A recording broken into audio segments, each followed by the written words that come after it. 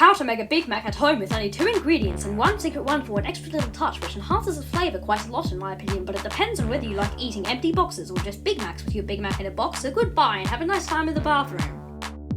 Hey guys, by the end of this video you'll be able to cook up, eat up, and eventually poop out your own juicy Big Mac from home. And with only 2 ingredients. Well, more like 3 I guess. You're probably saying, What? You can't make a Big Mac with only 2 ingredients. but I'm telling you, you can. So what are the ingredients? A phone and some money. The secret ingredient is the DoorDash app.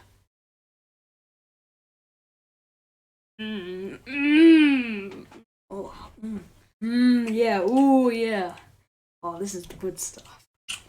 Really did a good job on this one. Oh, I'm gonna do one big turd in the can tonight. Can I please have my money? No way, kid. Only bad thing about a Big Mac is that once you eat it, it's gone.